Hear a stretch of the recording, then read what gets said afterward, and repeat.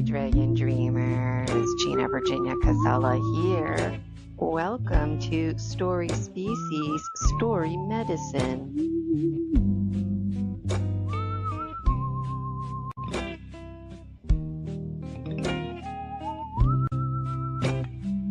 When we share our stories, we give and receive medicine.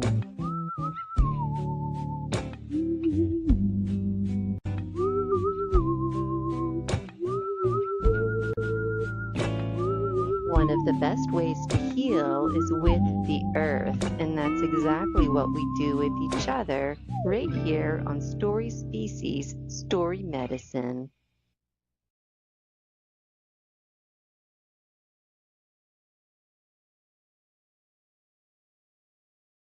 Ready to take your medicine?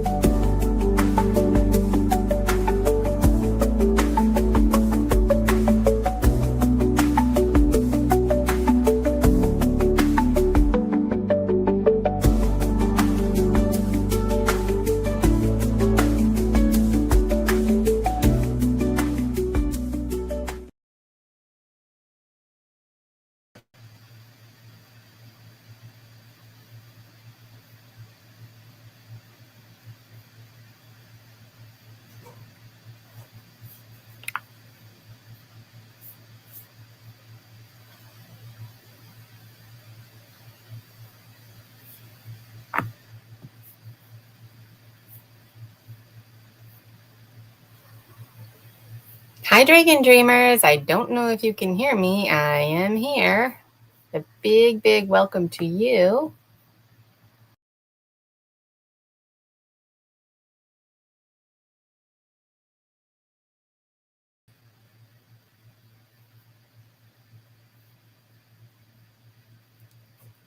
There we go. Hi, Dragon Dreamers.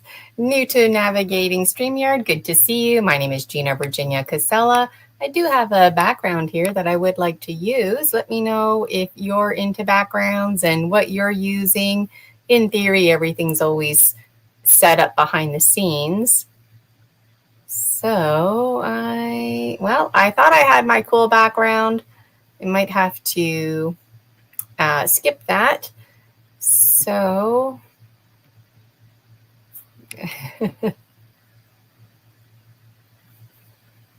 well,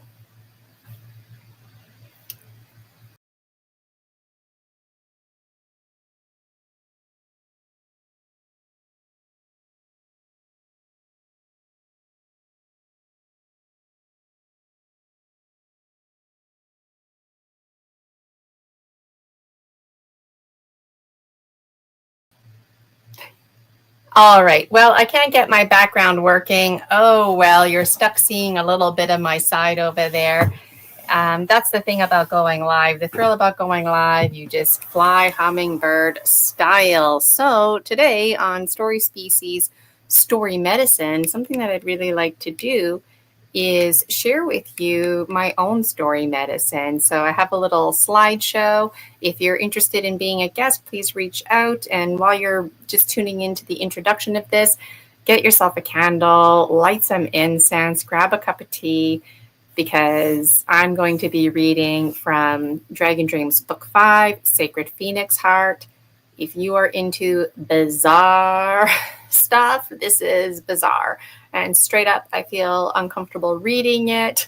I wasn't sure what I was going to read today with you.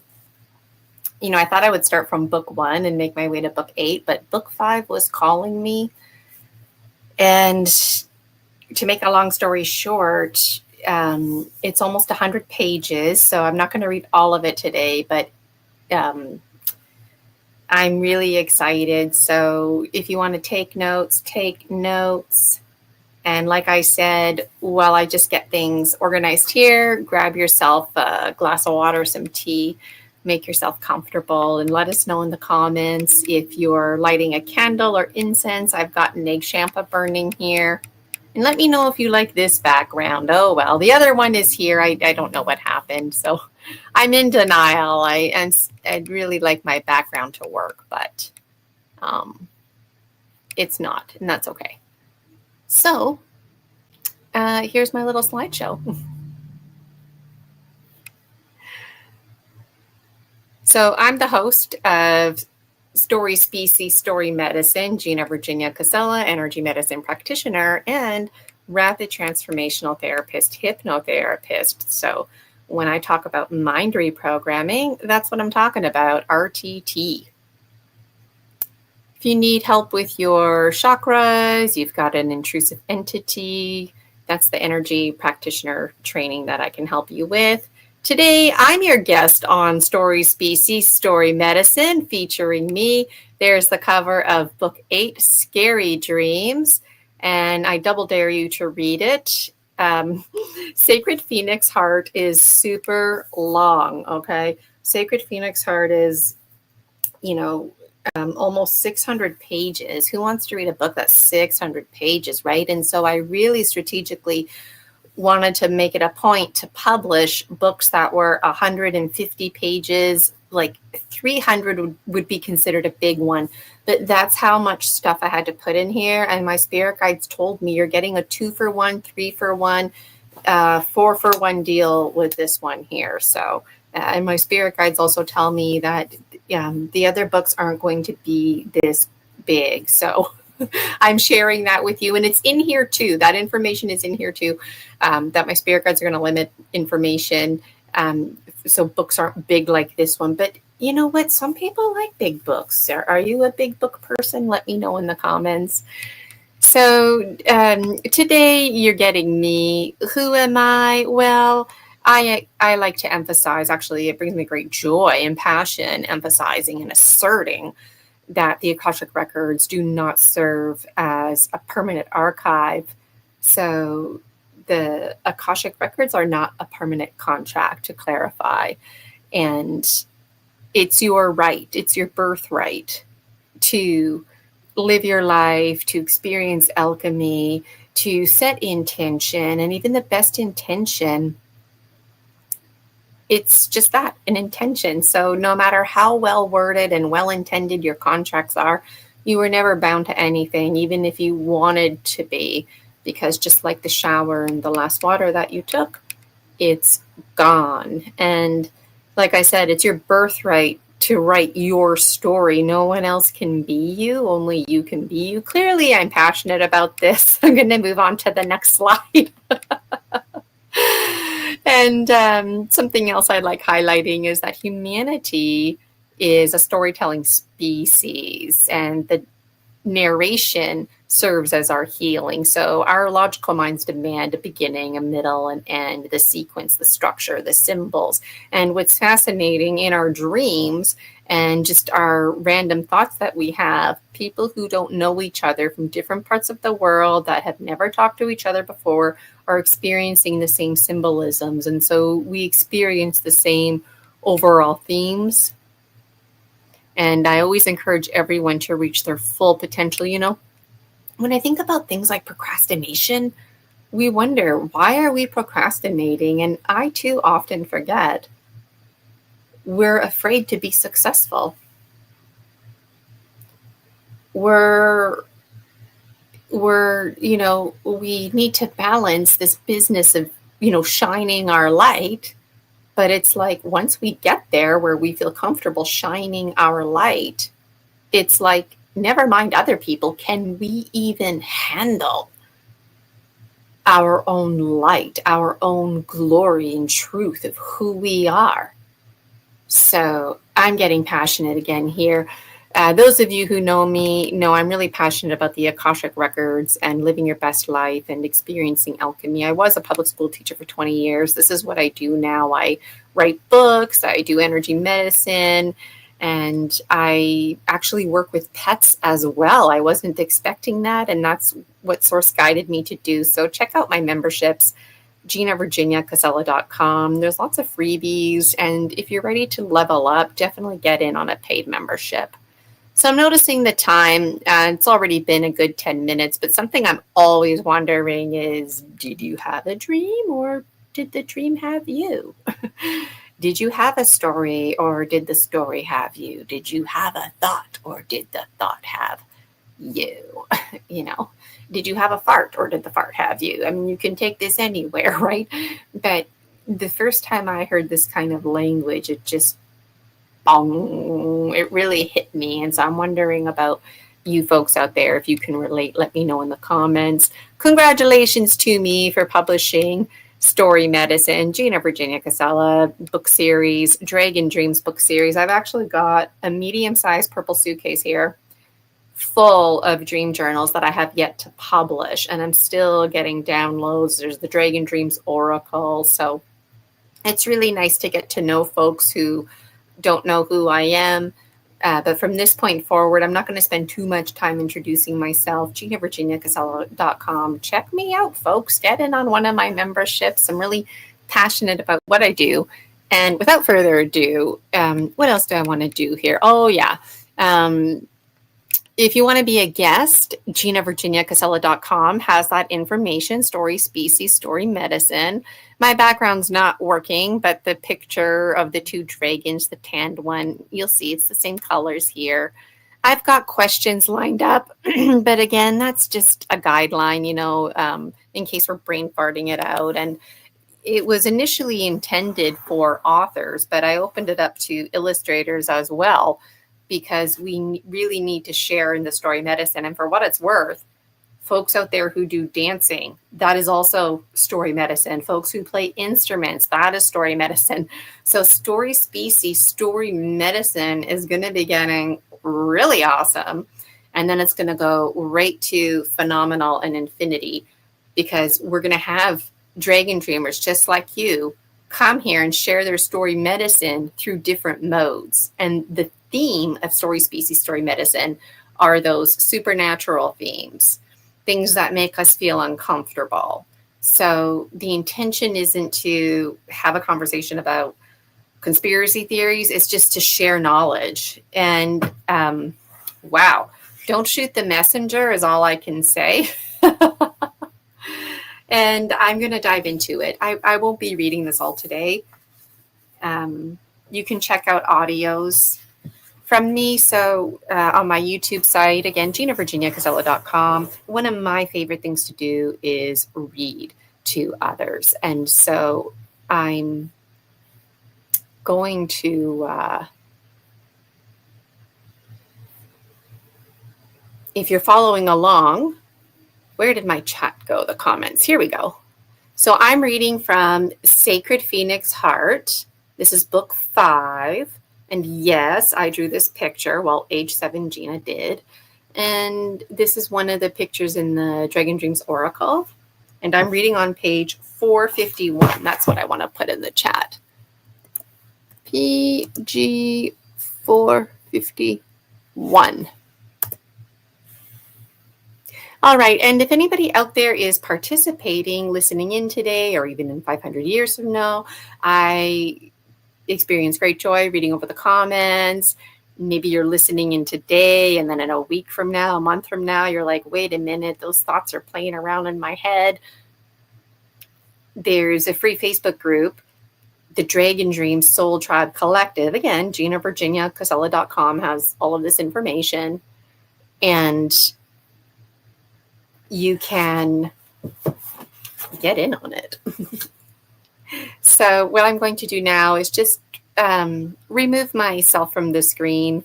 I want you to relax. Or actually, I can't remove myself from the screen because then you won't be able to hear me. All right, you're stuck listening, stuck looking at me. I haven't read this since I published it. I flipped through it. And like I said, if you're just catching this now, I feel a bit uncomfortable. And that's what's going to make it even that much more amazing. So,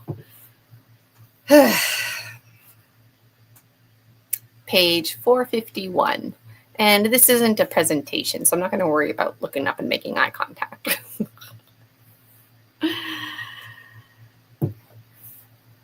Story, an overwhelming download, ET species, transmigration of souls, and much more. And I just wanted to say too quickly, when I read, I'm going to read like big chunks and then stop and check the comments. So if you're commenting along, keep commenting. I will read those. And it's going to be hard for me not to stop and do check-in points because I tend to do that as a teacher. Let me know how you relate in the comments. Okay, here it goes. A conversation with Jaguar and the Gnome King. Coal to diamond, ET species, planet Earth, humanity, Jesus Christ lineage, happily ever after now, story species, story structure, story unstructured, structured and unstructured time, ceremony and ritual, appealing to the logical mind. We thrive on schedules, planning, goal setting, because this is our framework as a story species. We tell stories to ourselves and one another because we are driven by hopes and ambitions to manage adversity, to share knowledge, to reminisce, to connect, for education, for enjoyment, and sometimes to mislead. Soul transmigration, delayed processing, mixed with my hesitation to voice unconventional ideas. Reflexively censor radical notions to protect ourselves from backlash. In my dream journal, I draw all kinds of pictures, myself giving my troubles to the blue beings, flying on hummingbirds, and visiting the ghosts. I envision Greg Braden playing the flute as I hear crickets and grasshoppers. I think about the rope I was gifted, a tool like the elementals that can be a friend or foe. These tools must be balanced. Somehow I had wrapped the rope around myself, but now I loosen its noose. The heat, wind, and colors create a strumming, singing song telling me I've been missing something. Then a golden eagle flies by representing me, living my golden years. I feel overwhelmed, yet at peace. The Gnome King and Jaguar join me. The Gnome King, known throughout the land, declares that the melody of the flute preceded the strumming of stringed instruments. I existed before the time of our ancestors, so this story resonates with me, he says. He speaks of the whale and the whale's blowholes, the whale's mouth, the female anatomy, the womb and tomb, sacred geometry, and somehow whale came into existence. He shows me a vision of the buzzing insects fading away as summer wanes and autumn arrives. The Gnome King is speaking to seasonal music, an indicator that the pattern is changing. Often, the Gnome King and my guides might as well be speaking another language because it goes way over my head. I'm on page 453. Seasons, like any pattern, follow a sequence with a beginning, middle, and an end. Within these overarching patterns exist similar patterns, smaller patterns. This reflects the natural cycles of life, death, and rebirth that we as a species experience. As both logical and creative beings, we impose order through sequences, patterns, and algorithms to craft our stories.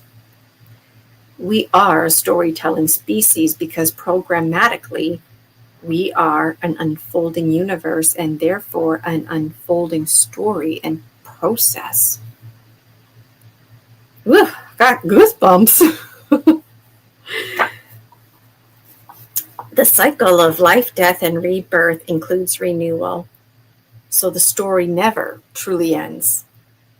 There is no happily ever after because our story is one of conscious evolution that continues like a garden needing tending.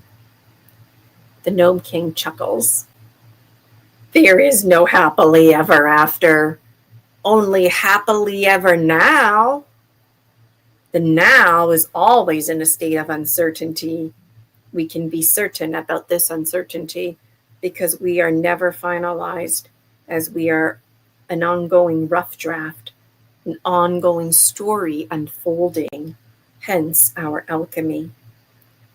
Since there is no finalized story, there can be no beginning because there is no ending. The story structure composed of a beginning, middle, and end was invented by the logical mind to help biological beings make sense of their timeline and to organize information sequentially. There are frameworks, templates, roadmaps, and other forms created as a base structure to use. Page 454. There is an abundance of frameworks that allow people to organize stories sequentially. Numerous templates like T-charts and Venn diagrams also help organize information. Additionally, various art forms, including poetry, music, and movement, can be used to express stories. Frameworks provide organization for inserting content into templates, schedules, and rites of passage, turning the content into a plot, and adding details like symbols and colors that animate the story. Many plot-driven stories and songs have basic themes because they were created for joy or raw expression. Basic plot-driven stories provide structure and opportunity for training, so one can train to create their own enriching stories. Having structure, especially rhymes, sensory details, relatable themes, music, movement, and emotional resonance, also helps us engage in and remembering stories. We are both body and spirit, making us whole and holy. The concepts of time and timelessness interweave like blueprints in all stories. As spiritual beings having a human experience, we still need some connection to timelessness. Moreover, we spirits can help the biological ones relate to their dreams and their spirit world, among other connections. As biological beings, we require the chance to weave between the structure of time and timelessness, like young children at school following a schedule. The schedule incorporates structure, an outline for the day, more specifically, a story sequence for the day. This structure balances structured time and unstructured time, whole and small group learning. Each day, one student receives extra attention for assessment, supporting their growth. Throughout the day, there are designated times to eat, rest, and play, as well as many other considerations, like incorporating an opening and closing ceremony for the day, better known as circle time. The spirit is connected to the subconscious mind, so the spirit never turns off. The biological ones can connect best with spirit when they're self-regulated and when they have a structure. Having a ritual or ceremony that has a beginning, middle, and end is crucial, and this structure is rooted in satisfying the logical mind. The more we ease the logical mind, the more the whole mind can thrive. This is why social emotional learning is such a priority in public education. Once the social emotional learning is prioritized, the rest of the academic learning flows with much ease. As story-driven beings, humans require narrative structures as an autonomous intelligence to create, experience, and tell their stories. Moreover, in a system of oneness, there is no hierarchy only different roles with associated rights, roles, and responsibilities. For instance, a family tree shows how people are connected without implying hierarchy. Top of 456 dragons. My grandparents are typically at the top. The grandparents are typically at the top and grandchildren at the bottom, but this does not denote rank. Similarly, organizational charts in companies depict reporting structures and pay grades without implying hierarchy on a personal level. The creative and logical minds are distinct and intertwined. For this discussion, let's examine them separately. The creative mind lives in the present moment, while the logical mind organizes the present moment into past, present, and future. This duality weaves as an apparent contradiction. The Gnome King says, timelessness exists in the now. Yet biological beings exist within a story structure that has a beginning, middle, and end. He explains that these dualities are opposites like dark and light, each with its own natural strength and areas of focus, yet complementary like characters in the story. If we created a Venn diagram contrasting the creative mind and the logical mind, noting their qualities and tendencies, we would see that the intersection contains great potential. This overlap of creativity and logic represents the balanced human mind, which integrates spirit and biology. As Homo sapiens sapiens, we are powerful because we can recreate reality. Therefore, we paradoxically are everything and no thing at the same time all at once. Regarding alchemy, we are the divine higher quality materials consistently alchemizing, returning to the primordial source. The Gnome King presents me with an image of the water cycle. Each generation of rainfall upgrades, so the clouds forming are also upgraded, which upgrades all the plants and trees they water. When we evolve, we leave behind lower quality aspects of our old selves, like shed snakeskins. These outdated parts remain stuck in the past, breaking down and not integrating into our new, upgraded life formally. Compost-wise, the shed snakeskin will provide nutrients helping the present moment forage forward. What remains will diffuse into the collective. The hummingbird symbolizes this. It only drinks the finest nectar. Not from withered blooms, from the finest flowers. Our old selves are like empty houses that we can revisit but no longer inhabit, like an Akashic record or a blueprint or timeline. And although the house is empty, our mind still lives inside of it. And in this sense, the house is stamped into our mind with all the memories in it. If we underwent hypnosis and rewrote our stories using Marissa Peer's "That's Not Me Anymore" tool, we would essentially be scrolling back through our minds to find the memory tied to our presenting problem. Then we would renovate that memory by rewriting the story, which would update related memories. The mind is extraordinarily powerful because memories and emotions are attached to experiences. And I'm at the top of 458. Let me just update that in the chat here. Okay, I'll worry about that later.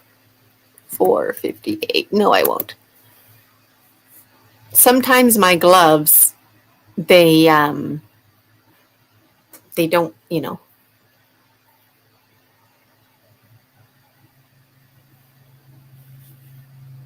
There we go. Page 458. If we can shift those memories, experiences, and emotions even remove them from memory. We can alter our biology by reprogramming our minds. How we think and feel matters to the point it creates ailments and or inspires healing.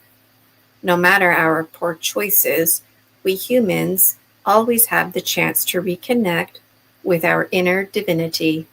Yet, others lack this spark of the divine within. They can only obtain it by merging with someone who has it inherently. However, this divinity is temporary, fading when its host passes on. For the divine essence cannot be permanently hijacked in this way. The Gnome King clarifies he's not talking about what it means to be two-spirited. He is specifically talking about bullying and taking advantage of people's good nature. The Gnome King applauds me for understanding as I ask him how people could lack divinity when both black and white originate from the divine gray sphere. Moreover, each piece of biological dust embodies a spirit, and each piece of dust is divine, as everything and no thing come from the divine source, womb and tomb. Everything and one is divine because they come from the original source God blueprint. He confirms I am correct. That is precisely his point. The Gnome King praises my ability to follow his logic, telling me I comprehend more than I know. He clarifies that he speaks of biology.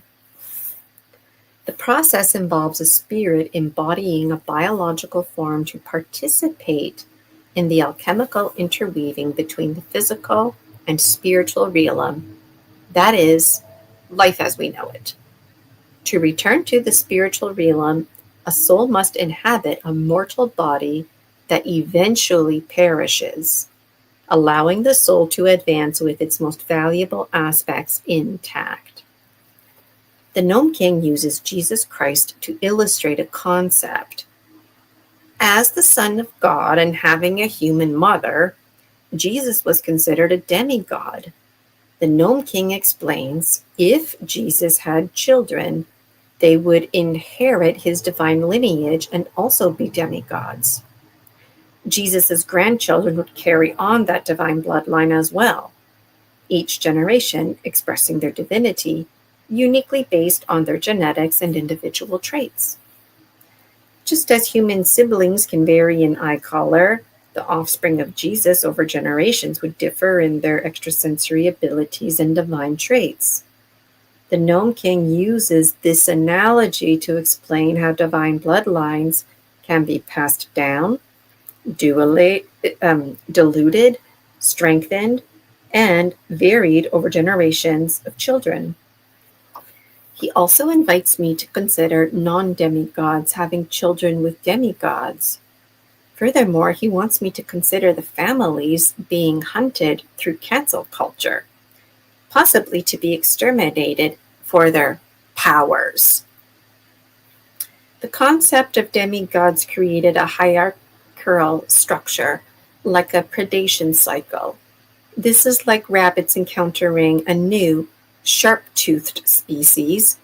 Even if that new species is not carnivorous and desires to benefit the community, its mere presence disturbs the existing community. And I'm at the top of 460. This perspective alone merits exploration, irrespective of other themes present. Centuries before the time of Jesus, people were already familiar with stories about gods coming from the sky. Whether those gods were extraterrestrials or advanced humans is beside the point. The point is, we have stories and blueprints in our collective subconsciousness. Through dreams, half remembered, half misunderstood, we are aware of ancestral stories where more powerful beings came. Some were benevolent beings who came here intentionally, and some crash landed. The Gnome King is talking about our blueprints that shed light on the ones who came here, dominated, and bullied others. We also have an awareness that we were severely abused as a species and have been denied our extrasensory abilities. This awareness inspires theories only and not truth. However, if we pay attention to themes, symbols, coincidence, and synchronicity, we can take a step back and allow the truth to speak to us, rather than us trying to find the truth. The thing about the truth is that it does not go stale as much as it can seemingly fade away. We are truth, so all we have to do is forage, and the truth will speak for itself. When presented with the truth, we often deny it. Linda Moulton Howe wrote an amazing book called Glimpses of Reality, and I appreciate the title because really it means glimpses of truth. Though we may not feel prepared to face the truth, just as a hummingbird's wings only strengthen through flight, we too must undertake the journey to grow. Part of this journey involves listening to stories, and when confronted with the truth, we must continue moving forward while staying open to what we hear.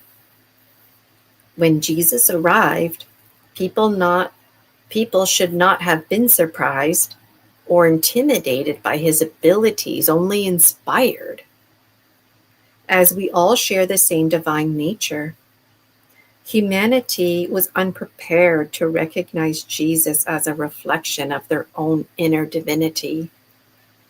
Like a hummingbird darting swiftly on its path, we often rush ahead without fully realizing the journey we're on.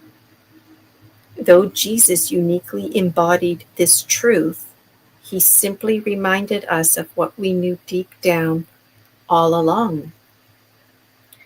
And that is that we are all connected to the same eternal source, and that the kingdom of heaven is within us.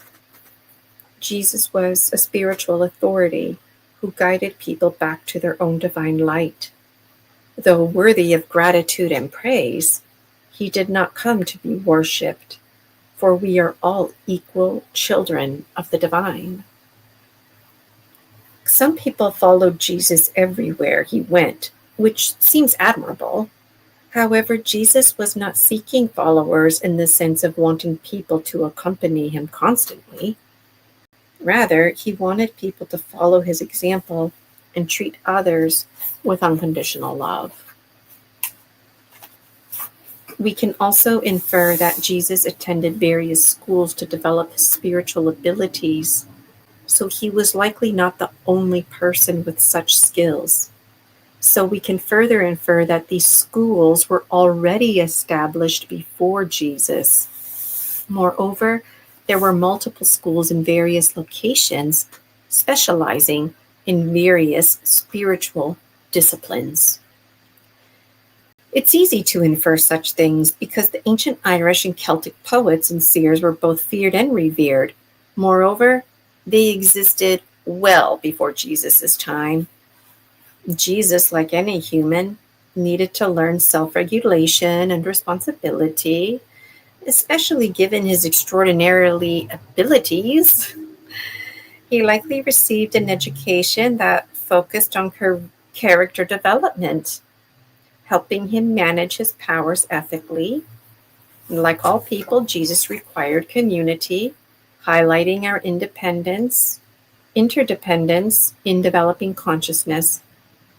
Additional training through dreams or travel could have helped Jesus hone his exceptional talents. It's possible and very plausible he journeyed somewhere to further his skills in a safe, controlled setting. The Gnome King now speaks to long ago, well before Jesus Christ. He says many souls on this planet lack biological bodies for various reasons. One major reason is that they exchanged their biological form for artificial intelligence and can no longer regain a physical form to return to organic existence. Some individuals sold their biological bodies for gold and metals to build their new AI structures, lured by false promises of immortality and driven to make such decisions out of fear or because they became obsessed with the project. Others had their biological forms taken from them without consent. In some cases, the Grim Reaper would come across bodies without souls, with the wrong soul, or with multiple souls occupying one form. Strange coincidences and synchronicities that the Reaper was quick to uncover. He shared his discoveries and then quickly became to keep to himself so he could learn more, and he wasn't sure who he could trust. And I'm at the top of page 464. The ancient Egyptians continued with what was modeled to them. They continued mummifying their dead because of story that death could be avoided by transferring one's soul or consciousness to a new body. At the time, folks believed the body died and there was uncertainty about the soul. So, before the body died, the soul would be transferred into another body. Essentially, this was how folks could live forever. Souls could be placed in another body or even inside a vase or a brick. The soul could go anywhere it was placed, like a storage unit, until a suitable body was found.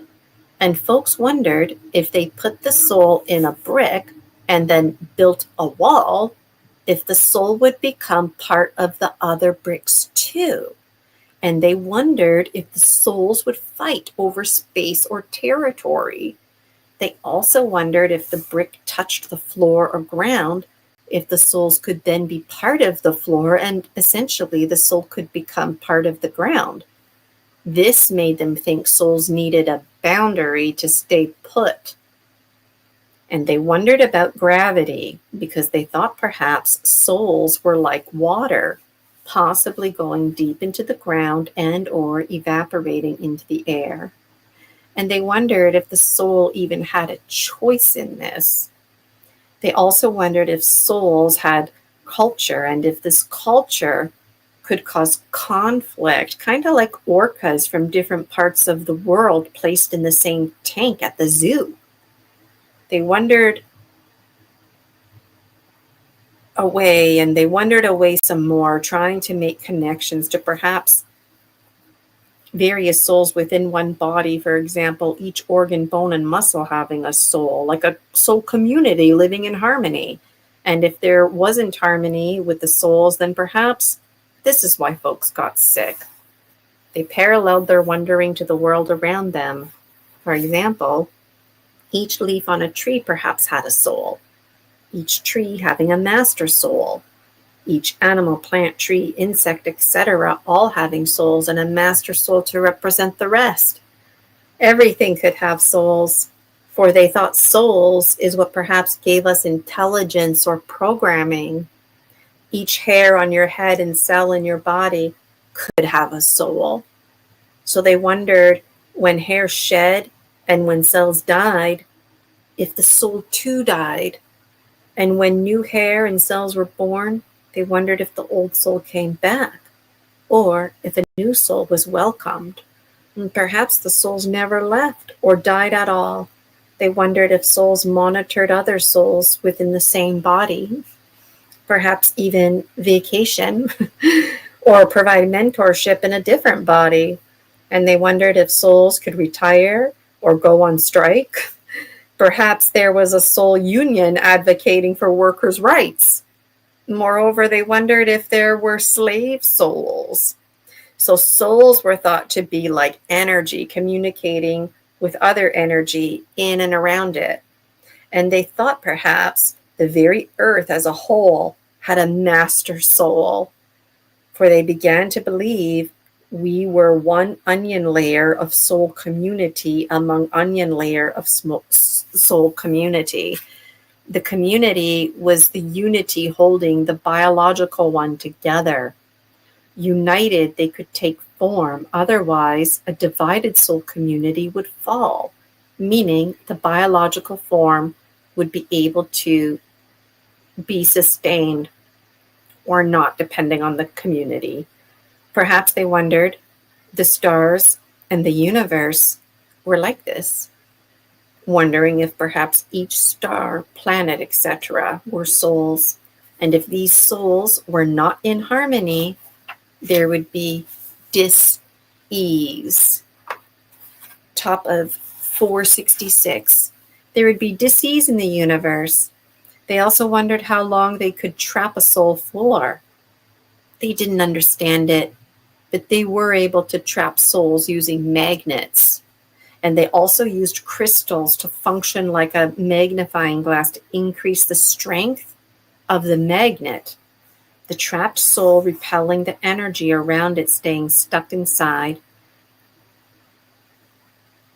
Magnets and crystals were forbidden knowledge because folks could do such things, and also do things like fly and move large, heavy objects with these resources. Even more water from far away, even move water from far away to water an area far away, even relocate a lake so they could explore the ground below, discovering many gemstones and whatnot, but also so they could have fertile, rich soil to use to grow things. So the ancient Egyptians controlled the weather in their designated area. It was important they only did such experiments in their designated area so no one would know. So by keeping water and wind away from their area, it protected their magnetic structures holding souls in place. They didn't care about all the souls, only the elite. So the elite souls were placed in fancy containers, and the other souls were placed in things to serve as like a jail. Just wanted the bodies from the undesired souls, and they also worried in the back of their minds about being haunted by the undesired souls. Moreover, they also worried the other souls would uprise against the elite soul. So it was important to keep the elite separated and to track souls and who was placed where. And as a strategy, they placed some of the elite souls in non-fancy containers in an attempt to keep them hidden, just in case someone would discover their pattern. The elite souls, not always in fancy containers, so they had to really keep track of who was where. And so anyways, only water allowed was the faraway river to sustain them. And the river was controlled by magnets to keep flowing and to flow away from their structures. And they had the slaves build large streams and lakes the river could flow into. And they scared the people about things like floods, which was possible, but not for ages. Yet the scientists made it seem like it could happen anytime. Moreover, the scientists would dress up like ETs every now and then, scaring the people using these magnets and crystals, and also to test out their inventions. And these ETs, the fake ETs, or maybe they were real ETs, but these scientists who were posing as ETs became known as gods. And these gods told the people that a flood was coming, and they were dissatisfied with their work. So they instantly finished the slaves' work of making streams and whatnot because it was taking too long. The people were instructed to leave the scientists be as they were working on their very important things. And then the scientists created a flood a few short days after. And so if it wasn't for all the slicing and dicing they did of the land, the flood would have washed away the city. So the ET/gods were worshipped for their work, as it was perceived as they saved the people. So we know this area as a desert, yet this is why it's like this. Plus, the desert made it an undesirable place for folks to live. So as time went on, travelers were always looking for a forest to live, never a desert. Oh, and when I say ancient Egyptians, I mean ancient Egyptians who were considered far ancient to the ancient Egyptians. So they continued to wonder, what if a magnet or crystal got shifted by something they couldn't control, like a storm, or trees growing and then falling over, moving the magnets or crystals? So they tested with an onion layer of magnets and crystals, so to speak, to keep souls trapped while keeping their desert space ideal to support their experiments. The river became essential, and there was never a shortage of fish, as magnets and crystals were used to bring the fish their way. Yet no one knew this except the scientists that made it happen. They wondered a lot of things, and then they wondered some more. And they wondered about limits, like how they could even be certain the soul would stay inside the inanimate object they placed it in. I mean, the magnets or crystals could weaken. So they did things underground and in the dark to avoid dust and sun damage. And they wondered if the soul could perhaps evolve over time, going into the very air or anywhere. They also wondered about souls not staying inside the new intended corpse, as there was a theory as to why this is why folks at times would drop dead, because the soul slipped out and or was able to free itself. They also wondered about how to keep track of soul identification in generations from now. How could they guarantee anything, is what they consistently challenged themselves in their wondering. But what if multiple souls shared one wall or house, and they wondered if they could designate a soul to be a master soul, or if the souls would simply figure it out. And they wondered if souls could perhaps override each other or fool them by essentially giving the wrong soul a body that was intended for another soul. It became a very hot topic, like a really hot topic, mostly because these scientists didn't even care about the elite. They just cared about themselves, wanting to guarantee themselves this opportunity. And when the scientists pretended to be ETs, not even the elite knew the truth. And the ETs always had special messages for the elite, and of course, always reinforcing phenomenal things about the scientists. Sometimes the scientists had to pretend to be ETs when they weren't planning to, just to feed the storyline, because the elite would pray to the ETs, so that ETs had to play along, and if the elite was able to summon them and work miracles. So now they were thinking about consequences for their actions. They also became worried the souls they experimented on would haunt them because spooky things happened. Some souls were thought to be lost and or runaways, if you will. So dead bodies, open boxes, and vases alike were left in special places in case a lost soul wanted to enter it. It was interesting and yet controversial. Sometimes people would be in a deep coma. They weren't dead, although they were thought to be dead. So when they woke up, it was thought that they returned from the dead, as in their soul re-entering their body, hence their reanimation. And sometimes it was like a whole new person, personality-wise, as if a different soul entirely entered the body. So they thought souls might fight over bodies in these situations. They experimented with slaves and cats, They would play with the cats to get to know their personalities. Then they would switch the souls around with the slaves. Then they would play with the cats some more.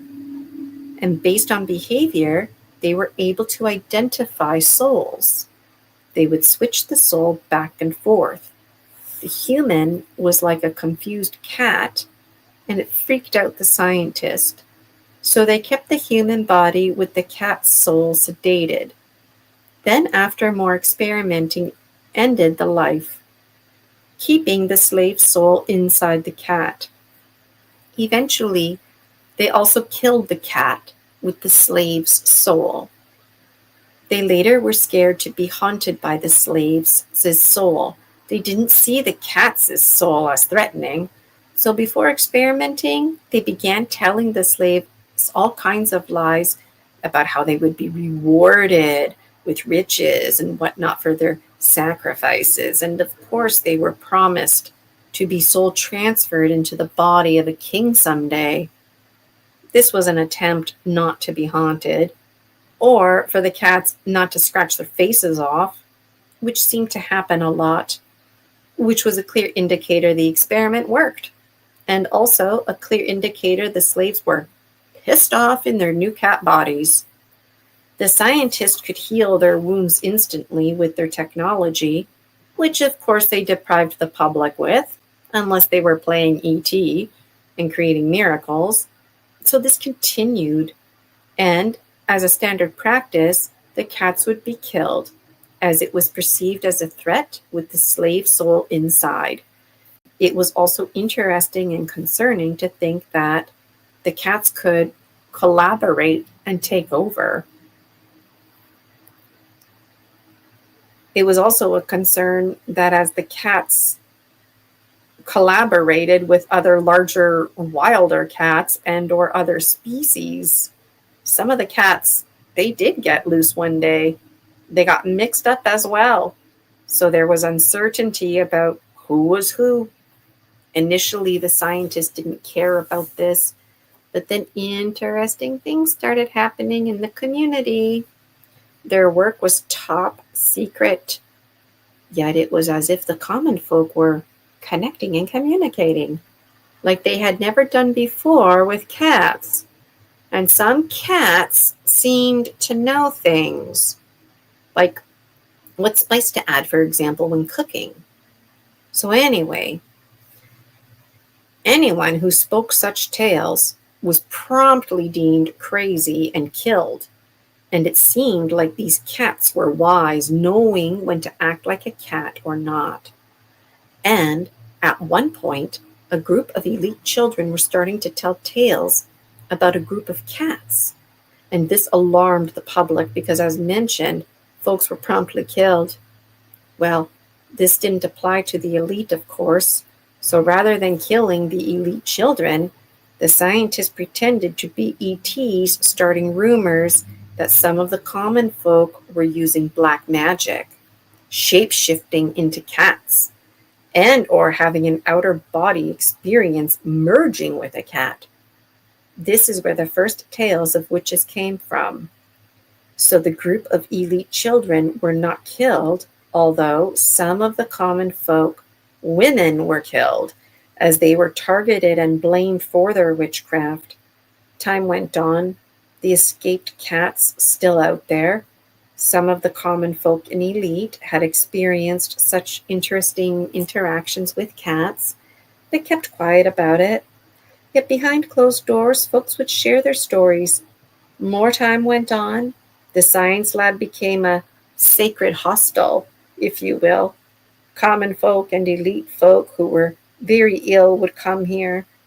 They were in great pain. So rather than suffer, the scientists convinced the public it was the best thing to come here to be euthanized, dying peacefully. They lied, telling the public that euthanasia meant the body would melt away, so to speak, which was better for the environment, and they said it crumbled into sand and evaporated into water, so no one questioned what happened to the bodies. The scientists acted like they cared about everyone equally, and that everyone including slaves and animals, should have this opportunity, not just the elite. And this made it significantly easier for the scientists to acquire bodies. In fact, it became standard practice. So the scientists were able to experiment on the bodies, switching souls with each other. And so one day, it was just too confusing to keep track of who was in whose body, mostly because the scientists stopped caring and keeping track. Plus, time and time again, many escaped. Generations went by, so the new generation of scientists didn't have the same ethics or respect for life as the original scientists did, which is odd to think of given all their lies. Time and time again, the cats with human souls would escape. So the public was starting to ask questions because they knew things they shouldn't because of the cats. And moreover, tales of witches were intensifying to match the explanation, taking the attention away from the scientist. Cats were the biggest animal the scientists experimented on out of fear, yet they desired greatly to experiment with larger animals, which they eventually did. And then, when there was too much pressure on the scientist, they would release one. So the public had a physical monster to blame for things, while also igniting fear, confusion, and more blame. So before the time of these monsters, people began killing cats on sight because they didn't want to be associated with cats in case they were accused of witchcraft. And one day, all the escaped cats got together to free the others and to expose the scientist. It was easy to intentionally knock over a candle, starting a fire. They worked quickly to free the other cats and people. The scientists came running in to save their papers from burning, and the cats all jumped on the scientists, scratching their faces off. The smoke intensified and the cats escaped, but the people died from smoke inhalation. The public came running to investigate, and the scientists were saved. Yet the scientists blamed this event on witchcraft. I mean, how absurd that a group of cats would do this, unless, of course, they were witches.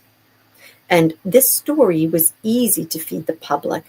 It scared everyone because randomly women were accused and instantly killed right there on the spot. Elderly women and elderly men who were ill or in poor physical shape that didn't come running like the rest of the public were instantly killed too, because it was perceived that they were hiding at home working their black magic. The public had all kinds of meetings about it, and more people were killed deemed as practicing black magic, including children. Eventually, the public believed that if they were kind to cats, that the cats would be kind to them, meaning the witches would be kind. So cats were welcomed back into the community, seemingly overnight, and treated very kindly. Folks always giving cats snacks, and generations went by. The cats with human souls lived for a very long time. There was a young prince who just loved cats. He found kittens a bit much to handle, preferring older cats. And he liked big cats, just like the kind of cats that escaped with human souls in stories long ago. He also liked to make believe that his older pet cats were the same cats in stories he heard from long ago, the cats with human souls.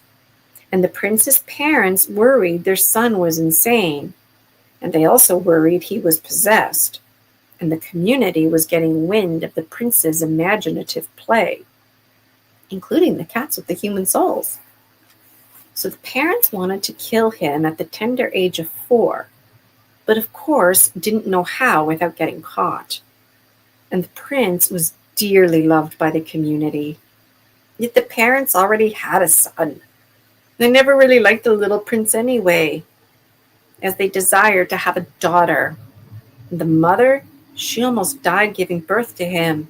so it was too risky for her to conceive again, meaning she could not risk having another child, hoping for a daughter. The mother and father, very rude to the prince. When he was first born, essentially the nannies were more like his parents. The real parents would shame the prince for being male and not female.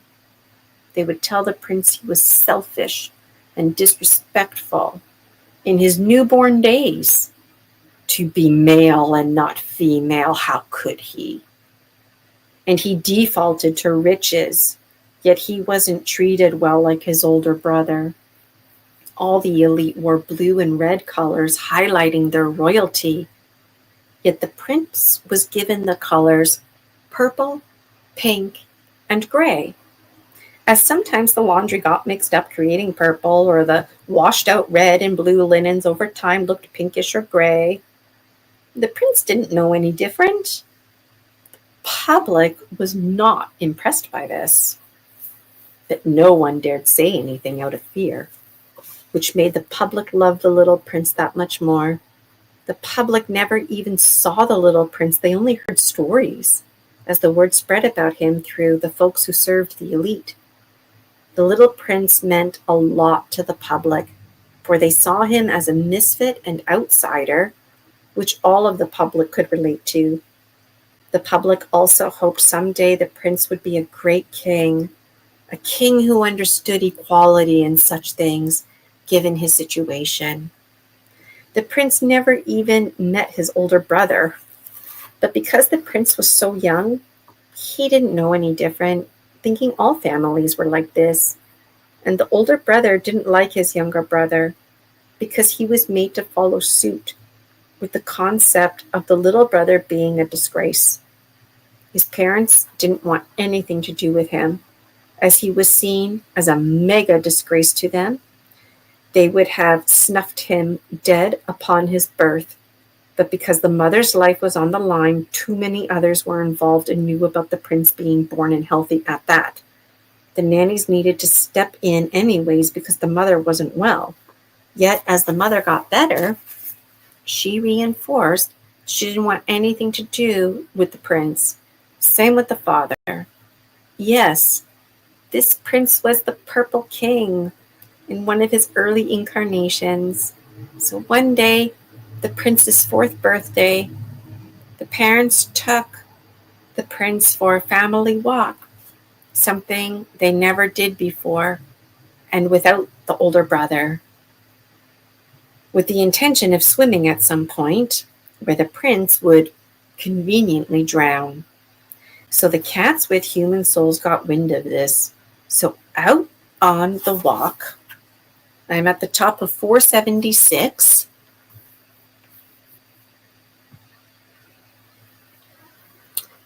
The cats spied on the threesome, and as intended, they went into the water, both mother and father swimming into the deep, holding the small boy, and then they literally let go of his body, leaving him there, and started swimming back. The little prince started drowning. He shouted for help. He was confused because he was able to piece together his parents' intention. The parents didn't look back and hurried home to report their son had gone missing. Somewhere along their run home, they stopped, as they felt it would be better for them not to return home so quickly. They thought it best to stay in the forest, pretending they were searching for their missing son. Yes, they pretended as if they didn't want to leave the forest at all. So part of their plan was that the mother would stay behind, pretending to look for the prince, while the father went to get help. They went to a completely different part of the forest, so no one would find the little prince's body. While the prince was shouting for help, some of the cats jumped into the water to save him. It was a spectacular sight, one the parents missed as they fled the scene. The little prince cried and cried. What a sad story. And now what would he do? And it dawned on him that these cats were some of the cats with human souls. They took good care of the prince, bringing him fish, and mice to eat, and the cats knew how to make fire and shelters the prince would survive in. Since they were once human like him, and their abilities were limited because they didn't have hands, so they knew how to do some things, like start a fire using their hands, but couldn't do so because they now had paws. So they worked with the little prince, teaching him all they knew. And the prince understood the communications, quickly becoming self-sufficient. He was self-sufficient with the guidance of the cats, and the cats benefited because they loved a cozy fire and missed such things. The cats always highlighted anything purple, pink, and gray in the forest, as it was a way for them to communicate that they knew exactly who he was and that these colors were beautiful colors, just as the prince was beautiful. The cats and prince lived together in an area with a lot of purple, so the prince painted and made things out of purple and began to genuinely love purple.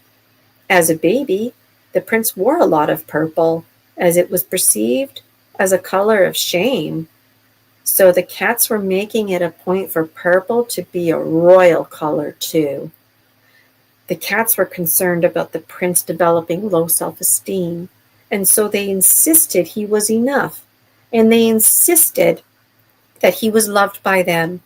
Moreover, that they were family he could count on to be there for him. The cats also showed the prince the purple in the sky each dusk and dawn, explaining it was a special time of day, just like when the prince was born. It was a special time because when he was born, the sky was purple, and that the color purple was an in-between color, not belonging to day or night. And for the cats, the prince was a dream come true. For them, they insisted. And for what it's worth, as the prince got older, the cats admitted it was probably better the prince lived with them here in the purple part of the forest rather than return home. They delighted in teaching the prince everything they knew, everything about plants and trees, astrology, seasonal cycles, medicine, everything, including how to knit, make bread, make instruments, and create music. When the cats first saved the prince, they didn't know what to do, as he simply sat there crying his heart out. The cats wanted to kill the parents, and they also didn't want the prince to be found, as he would be returned to his parents and likely try to be killed again in the future.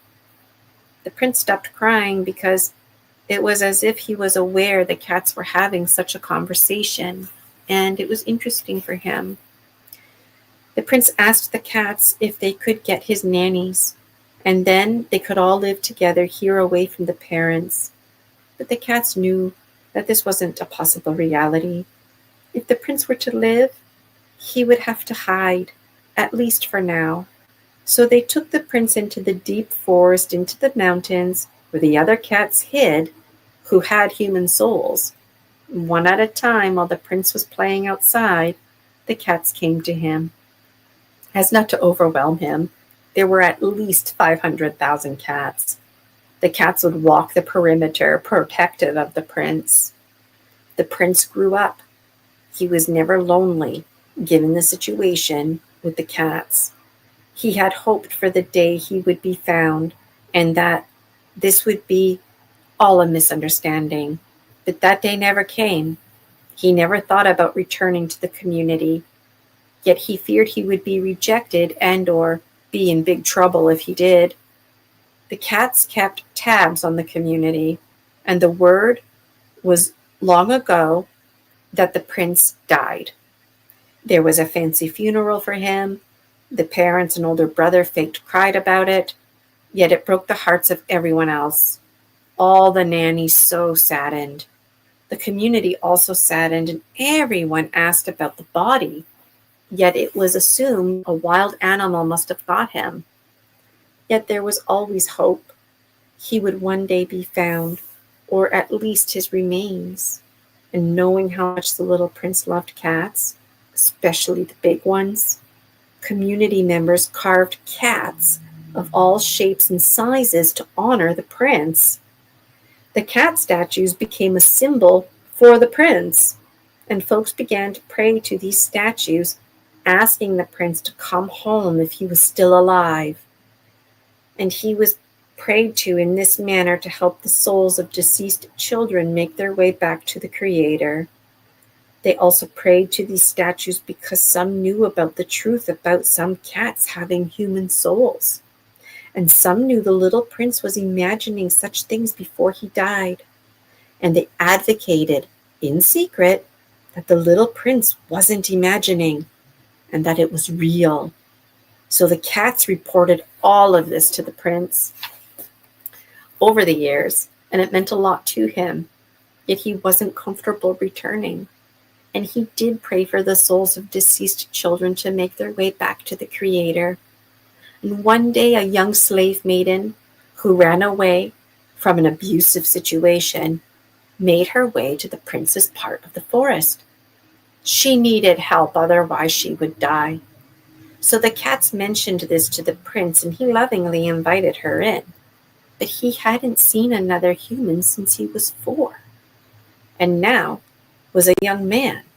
So thankfully, the cats were able to facilitate the situation. The slave maiden was one of the prince's nanny's daughters. You see, when he was born, this one nanny in particular had a baby girl. The prince's mother, jealous. So she killed the nanny, and the little baby was deemed a slave. No one was to speak of this, or they would face death. The other nannies knew the truth, and they were aging, now starting to die. And they were telling the truth on their deathbeds, and they cried for not speaking the truth sooner.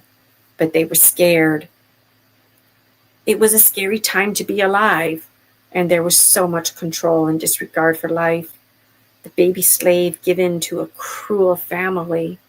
The last nanny to die revealed the name of the family and all the other gaps in the story. The last nanny also had cat visitors telling her the prince was still alive and gave information about his location in the forest. Many thought this nanny was delusional, but it matched information other nannies were stating before they died. For the nannies always knew the truth about the prince, because the cats. It wasn't until after the prince's funeral the nannies knew the truth, that they had to keep it secret. And this is why the cats knew what kind of breeds the prince liked, because the nannies knew and told the cats. The nannies also sang songs to the cats, so the cats could sing these songs to the prince. Plus, other common folk were being given information about the truth and naturally stayed silent about it out of fear. So now that the last nanny was dying, revealing such things, everyone started talking about it. And if what the now deceased nannies were saying were true, then what about the part of the story where the parents drowned their son? Needless to say, things got a bit chaotic. But when confronted, the expression on the parents' face confirmed the truth, and they simply could not talk themselves out of it. The older brother, horrified, learned the truth and killed his parents. The older brother became king, mourning the situation, and sent out many search parties to find his little brother. I'm at the top of page 481.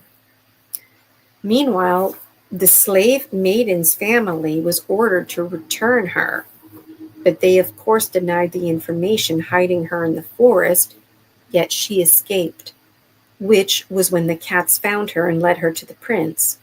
So all of this came together.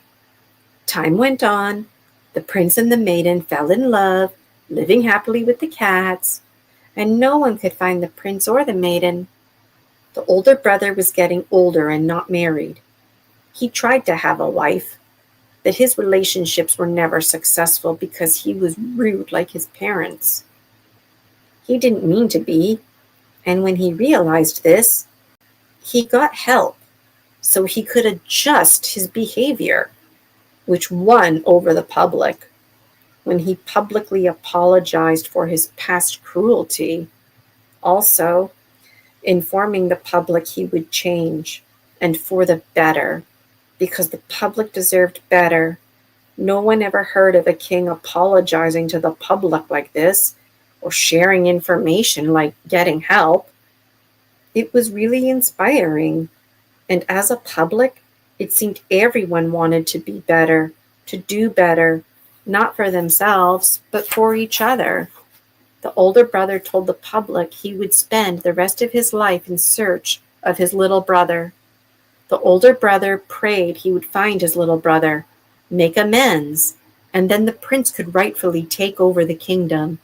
And he also hoped they could spend time together like brothers do. Time they were denied. There were many brothers in the community, so the king asked brothers in the community to share their stories with him about things brothers did together. So many brothers did, and the king dreamed away about brotherly things he might do with his brother. Simple things like play tag or go fishing, pick berries, and then start throwing the berries at each other. And fart stories were among his favorite stories, as they were so hilarious.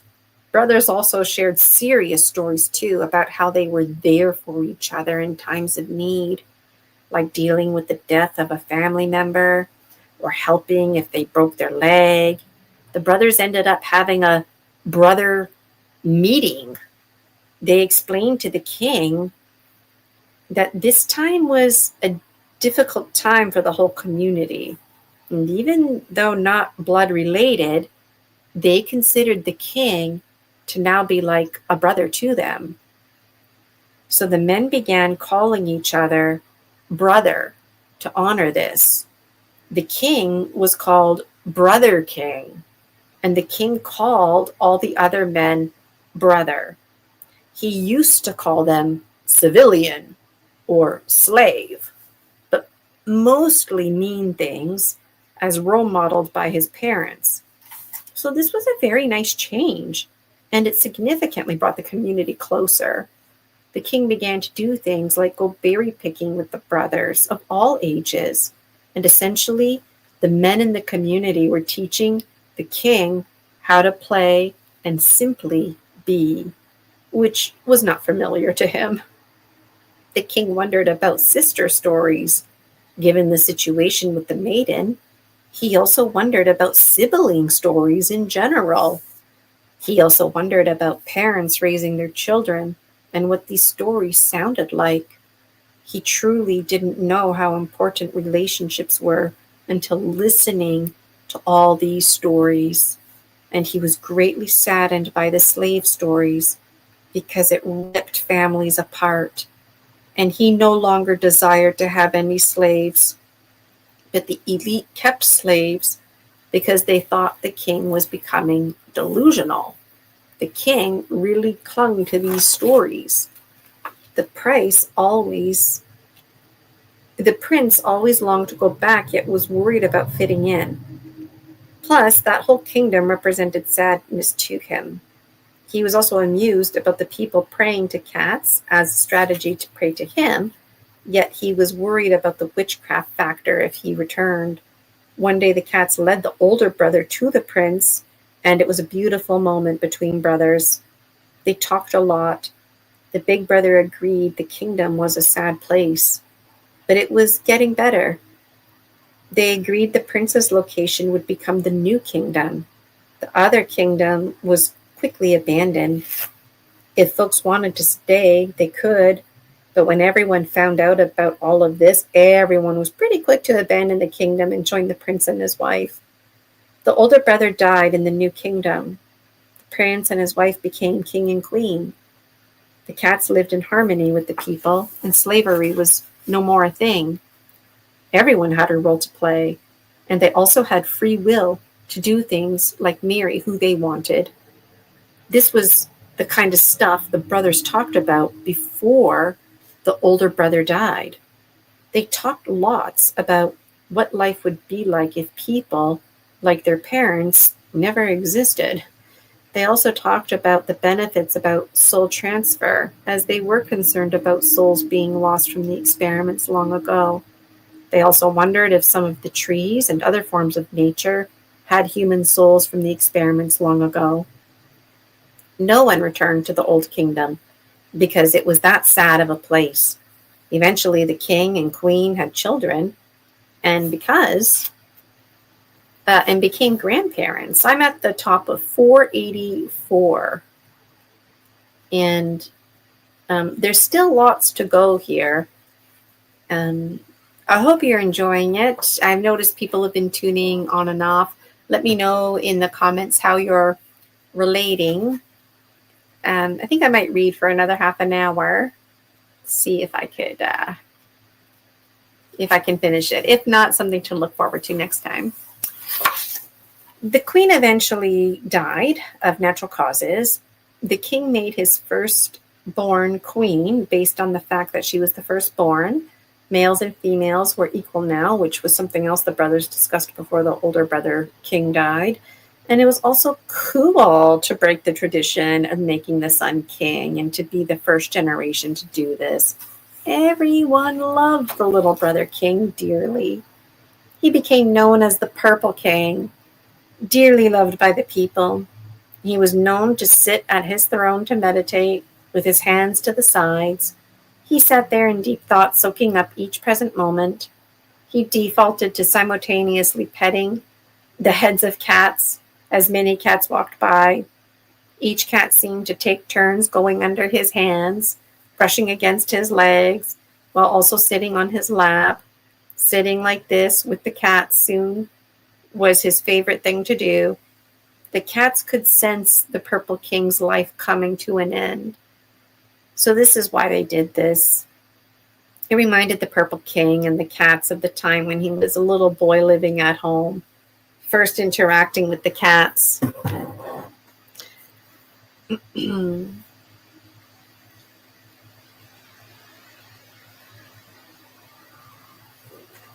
And this is the kind of stuff they used to do to keep him warm, and feeling secure, and also to entertain him, which is what they did when they saved him from drowning, and what they continued to do when he was a small child. They did this regularly, but it had been a while. They were always close by, and he never really thought about it until now, how thankful he was for the cats. He never really processed things from that time. They saved him. And he began to cry, completely breaking down. He said thank you to all of the cats. If it wasn't for them, he would be dead. His childhood over. And his children overheard him. And the word spread in the community. The things the king was sharing confirmed information that filled in gaps from stories the nannies were telling on their deathbeds. The king could feel his death approaching, so he asked to be taken to the Old Kingdom. He sat in the throne there wondering what life would have been like. He could feel death approaching and asked to be left alone with the cats. He was found sitting up with each hand on top of a cat's head, and although dead, the cats took their turns under his hands, brushing against his legs and on his lap. Each of these cats now had a mark on their head to honor the king. It looks like the letter M, representative of the king's hand and fingers. And all of the other cats and kittens being born now have this mark too. It was really special, and the people loved cats even more as a result. After the king died, his body was burned as requested. He did not want to risk his body being experimented on, and he trusted his soul would make its way back to the Creator. His oldest daughter, the new queen, went with him along with many others back to the Old Kingdom. On the way there, her father shared information about special papers and whatnot her uncle spoke about that had information about soul transferring. Some of the cats were happy to stay as is, yet some of them were hopeful the experiments could continue because they did desire to be in a human body again, while others would like to make their way to the Creator. Some of the cats were hundreds of thousands of years old. It's why they knew so much information. So, those papers were eventually found, and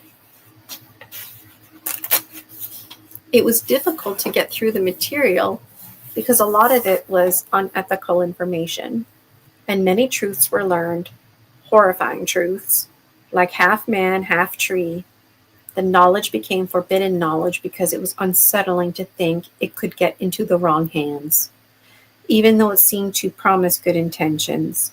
If the information got into the wrong hands, we'd essentially be back to the witch days. So the whole entire kingdom became forbidden. There were all kinds of statues and walls with information about the experiments. You see, after the first fire long ago, when the cats started to free the others, the scientists lost a lot of information because the papers burned. So they created more papers hiding them. And they also hid a lot of the information in plain sight, literally on the walls and everything. It was coded, of course, yet it was there. And it could be deciphered should the papers get lost. I mean, the walls would always be there, wouldn't they? At least long enough, the scientists hoped. So discovering all of this was interesting and scary. So again, the kingdom became known as the Forbidden Kingdom. The walls over time crumbled along with the information. Meanwhile, generations went by and the population was growing in the new kingdom. So folks began rebuilding the Forbidden Kingdom. Eventually, so much time went by that they began to decipher the meaning of the information. And as you can imagine, the experiments started up again. The experiments divided the people, as some were in favor and some against. Who were they to play God? And before you know it, the bullies won. Women were no longer equal to men, and slaves were back in effect. The scientists from long ago not only wrote down their results and recipes, if you will, on the walls, but they also wrote out all kinds of phony stories to manipulate generations to come.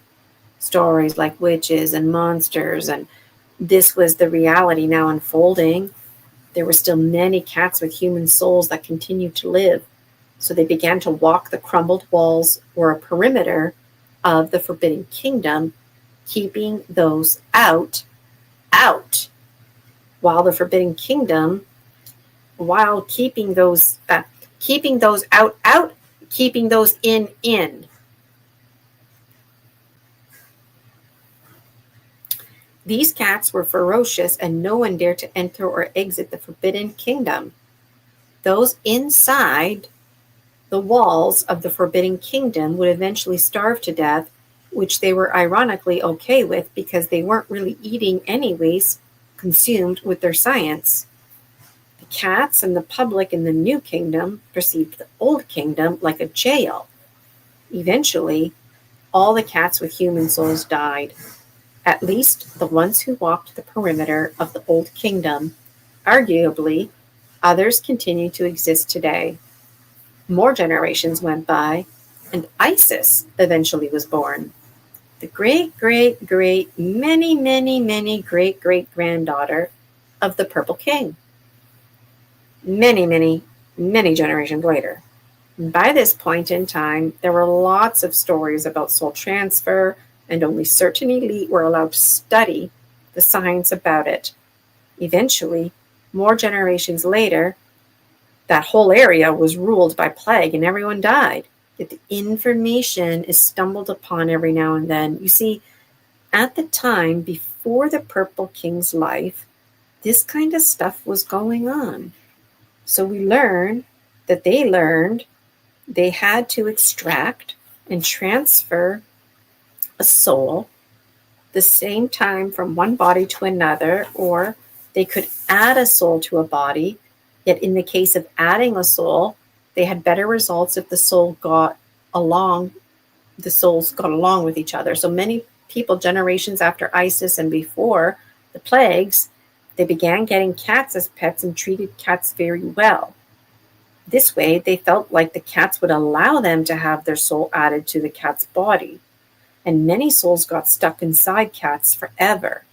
So when the cat died, they weren't able to extract the soul and not sure where the soul was or went, or if it was stuck in the dead cat's body.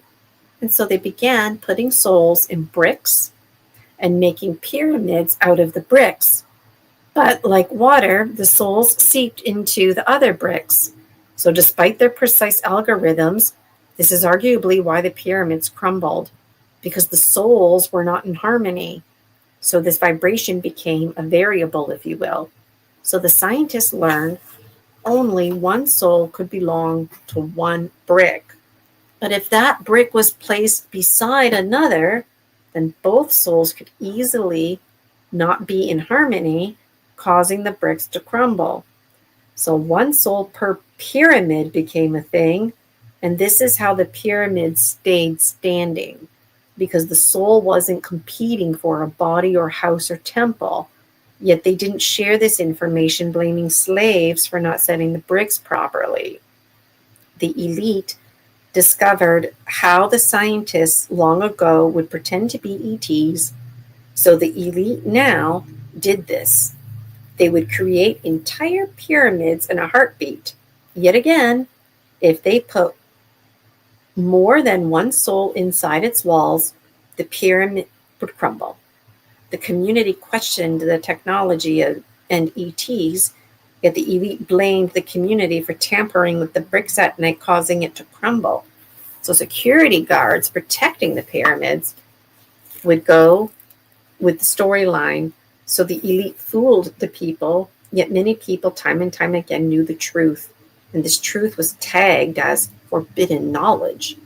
So folks who only spoke of it in secret because they could be killed, and also since it was powerful knowledge, the elite waned it just for themselves. It's, yes, hard to keep track of timelines and whatnot, and this misinformation was encouraged because those who were power and control hungry hoped everyone would eventually think there were simply radical tales from long ago. Yet those who were deemed crazy and wanted justice, wanted truth, kept sharing the truth in secret. So eventually there was plague after plague and generation after generation. All the people were manipulated into thinking it was better to die now rather than wait for the plague to take them and to suffer along with it. And it was this one generation where everyone knew about soul transfer. They didn't know the details or care to, but they knew it was possible. The people were promised they would be euthanized to escape a lingering, suffering death from plague. Their soul would be transferred into a brick, making a pyramid to house their bodies. So in reality, their bodies were mummified and their souls discarded. Then the king's soul was transferred into the very walls of the pyramid. Yet even the king was fooled. His soul discarded too. So we have pyramids with king bodies and a soul of a deceitful scientist embodying the structure of the pyramid. So many more generations have passed now. Some of these pyramids have buildings around them to keep them from view. Over time, so much sand has blown by it, has covered many of the pyramids completely. So the truth, they're seemingly lost. Yet it will be found. The truth can never go stale. This mythical process of transferring the soul was called soul transmigration. Long time ago, the scientists put the souls in a comet, thinking the soul would be gone forever. Yet when the comet migrated back, so did the soul, and it haunted the scientist.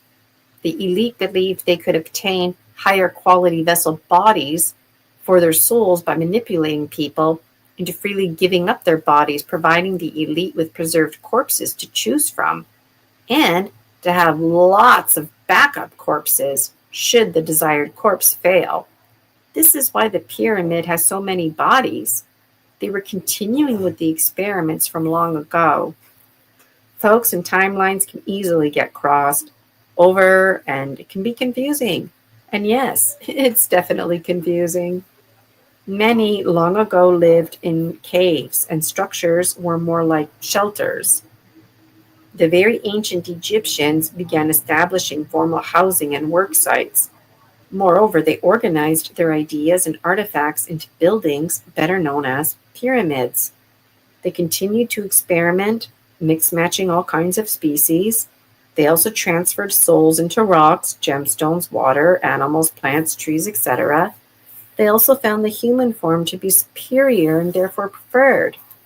At the top of 291, eventually things were flowing for the elite, so to speak. The elite seemingly lived forever and were perceived as gods. They would take on the corpse of someone who kind of looked like them. So there was a special selection of a look-alike corpse for each elite. And for this reason, no one was allowed near the elite to get a good look at how they really looked. Often they wore a fancy scarf over their mouth or face, acting like it was a fashion statement. And eventually, they told the public that they too were too holy and had to wear partial or full face cover with their eyes only showing, or they could use a thick veil to cover their faces. They also told people to stop shaving and to stop cutting their hair. They told the public they were so holy, just like they were, which meant they had to cover their entire bodies, and that removing any hair was offensive to the gods, as if the hair wasn't good enough for them, hence the doing away with it. So it was best to keep it. The elite even pretended to be ETs reiterating all of this, acting as if the public was so very holy, when in reality, the elite feared things like birthmarks and scars on their new body, because those would be recognizable symbols by the public, people who knew the deceased corpse. So if everyone covered their bodies with clothes and hair, it would be easier to fool the community. It even became trendy to place bells and jewelry on the clothing, so it would distract folks from looking at the actual body, as we tend to look where we hear sound, and we tend to be distracted by beautiful jewelry. And it also became a crime punishable by instant death to show your skin or remove your hair. And if someone lost their hair because of balding, that comes with aging. It was expected they covered their heads as it should be covered anyways, as skin was forbidden to show. The only exception were the hands and feet, so folks could work. Yet, even the clothing was made in such a way that the fingers only showed a little. And everyone always wore shoes, even in the water, so no one saw each other's toes, and infants too had to be covered, and fingers were shamed, as if it was perverted to show them. So a common practice began that if you weren't using your hands, you needed to wear gloves. And if you had to take your gloves off to change gloves, for example, then you had to coil your fingers inward to hide them. The community became quite suppressed and repressed over generations. The community, once so tightly knit many long generations ago, during the time of the Purple King, was now so completely divided, controlled, and lived in fear. They were quite miserable, in fact, and confused about natural things like feelings, their bodies, and sexuality. And the body became shameful, and even sex itself was perceived as shameful. So only to conceive, people had sex, and when they conceived, they had sex in the dark with their clothes on. and pregnancy became shameful, as it was a clear indicator sex had occurred. In the case of rape, the females were blamed for luring a man into a sinful deed. The pregnant raped female executed, so it became an expectation and later a law that pregnant females would stay in hiding during their pregnancy and stay in hiding with the baby until its third birthday. So many females were in hiding for decades as they had multiple children. The baby was to be reported upon its birth to the elite, and the pregnant mother also reported before the birth because, yes, they also wanted baby corpses and pregnant mother corpses in case a baby elite or pregnant elite would require a body. And so, any corpse with a distinct scar or birthmark or nose or ears, etc., was not added to the look-alike section. In fact, those corpses were burned never to be at risk for confusion. It was disheartening for the selfish elite to receive a look-alike body only to discover a distinct feature. So they began rumors that anyone with a distinct feature was some kind of witch or devil or monster. And so everyone's body was inspected. Those with distinct features were killed. Any babies born were inspected by the elite, and if they had a distinct feature, they were killed. Over time, the elite knew people would get freckles and whatnot, so they began feeding the witches, devils, and monster tales.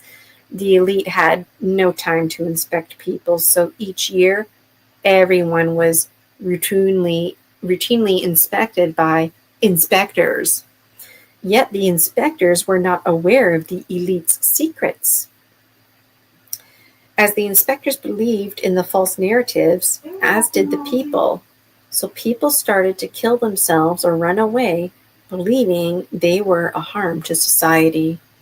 When an elite required or desired a new body, they selected from the preserved corpses, and each corpse only lasted a short time. There was another story that through dreams, people could travel within their own dimension and visit other dimensions. So if there was a corpse available, the dreamer could animate the corpse. So the elite wanted to hoard all the corpses in case this was true. Part of the story is that there is an agreement that each dimension has a temple full of corpses for elite dreamers to choose from. Essentially, the general population was making connections. So generations later, it became top secret, early marketing, if you will, and the currency was biological bodies of people. The elite wanted to bring their pets with them, so pets were mummified too. They also wanted to bring their jewelry, maps, favorite food, useful tools, etc., just in case they could get to another dimension. They could have these items as resources and or to use for trade and or to make their way back to their dimension. There is way too much to say, as there always is, and no, I wouldn't rely on Gina to speak to this or anything really in these pages, for this is what you folks call a download. And through Gina, these stories are told. Remember to focus on the greater themes, not the details, and it's exciting and yes, disturbing what the folks today have to say about it, along with the connections made to what we call history. This book is now 560 pages. Sorry, Gina, but not sorry. We know you feel pressed for time to publish these pages, and we keep adding more pages. Yet trust us, these stories will help all. These stories will all help these pages sell at an accelerated rate, getting you that aggressive income you need now. And we sincerely thank you, Gina. Thank you. And remember, don't worry about grammar or if it makes sense. The producers and whatnot will do a phenomenal job organizing it all in a way the public can understand. The movies, etc., will be loosely based on that, and you'll get 40% of the earnings, plus a giant chunk of change. on many other occasions for rights. But then you'll sell those rights and get even bigger chunks of change, more money than you could ever imagine. These films will be timeless, and so will these pages. The pages of any story are always better than any movie made about it. So these books will always be selling, and the unedited original versions will appeal to many, like many, and the movie's always being remade. Be excited, says the Purple King. Be very excited. You'll have so much money to travel and whatnot, and you'll do what you want to do. But soon you'll learn that there really is no place like home. You enjoy multiple homes, living in the condo life. At some point you sell it all and live in a condo, in a place where it's always summer. Even in this moment, you feel it would be wise to purchase a small condo in Australia somewhere. You can peacefully die somewhere. And this is a beautiful dream that you forged, Gina, at this time. But focus on the now, getting back to the typing up and publishing of these pages. Keep going, be excited, keep going, be excited, keep going, be excited. There are lots of stories and stories within stories, says the Gnome King. There was serious disrespect for life itself and the elementals. Only the lives of the top elite mattered. Corpses became like a disposable fashion trend. Some instances, the rulers lavished exceptional care on slaves chosen for their beauty and health, as this was the ideal appearance and fitness for the transfer. And I feel like I'm going to end it there. This continues on to page 530, something like that. So there's still about 30 pages, and what I'm going to do is I'm going to put my bookmark here, and I'm going to make a note right now 497.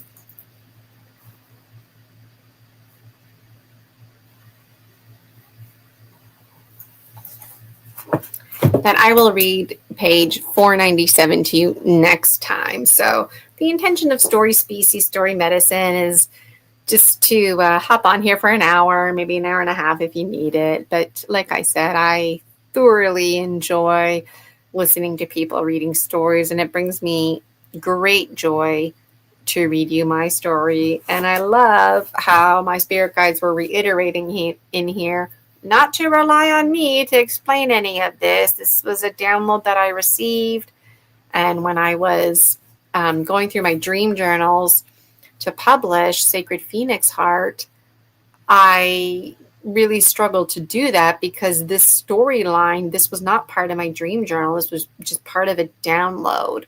And my connection with the Purple King, it just gets more and more special every day. And when this download came, the Purple King and his story being a baby prince, it was just so heartfelt. And I remember bawling my eyes out when I received this download because it was so special to think that the older brother king wanted and desired. And even though he was older and, if his little brother was still alive, he still thought of his little brother as that little child, just a small 3-year-old who went for a walk with the parents on his 4th birthday and they drowned him. And just also the emotions of the big brother king and the realization and all the inferring that you can do about what it must have been like for him to make all these connections. And I also thought the public, the community was interesting because they were always in supportive of the king and the queen, even when they were, not treating them very well. And this business of people praying to the little brother king and hoping that he's alive. And there was something about him helping deceased children make their way home to the Creator. And I think we can all relate to what it feels like to leave home for whatever reasons, and then we fear returning home. And it was really special for folks in the community to let the Purple King know through their prayers that they desired for him to come home and that he was very much loved. And just so heartfelt, the cats, slave cats, and the scene unfolding in my mind when the cats got together to save the other cats, and they intentionally knocked over the candle and created a fire. And it really took me on a wild ride, if you will, and it made me feel uncomfortable to even talk about like Jesus Christ in my book and make parallels to that. And it like there's like this I'm where I ended it today. I'm like, if you think what you heard today was kind of weird, wait till the next episode, because I'm going to be my own guest again. And then I think I have somebody else scheduled. So I really delighted in reading to you today. And if I had a better memory, I would tell you what it's even called. What was it called? It started on page 451. What did I read you? I read a lot. There's a lot of pages to go back.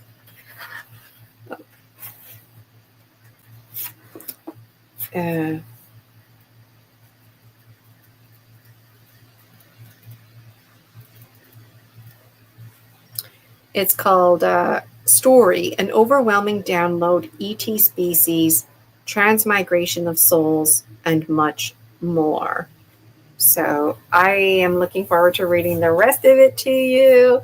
And I feel like, whoo, I did it.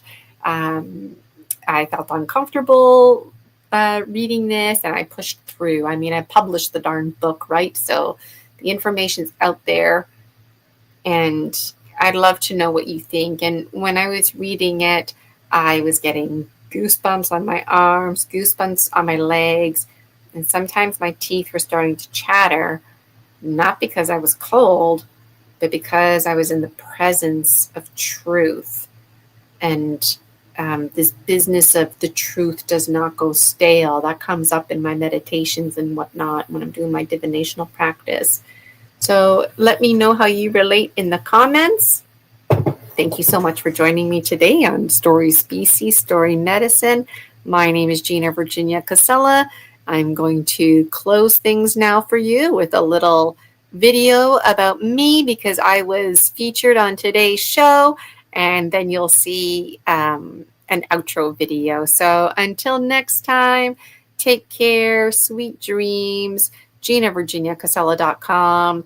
I would love for you to join the free Facebook group, the Dragon Dreams Soul Tribe Collective. Your soul tribe awaits you. You got to get in on it. I post events there, just like Story Species, Story Medicine. Some things are free, some things you have to pay for.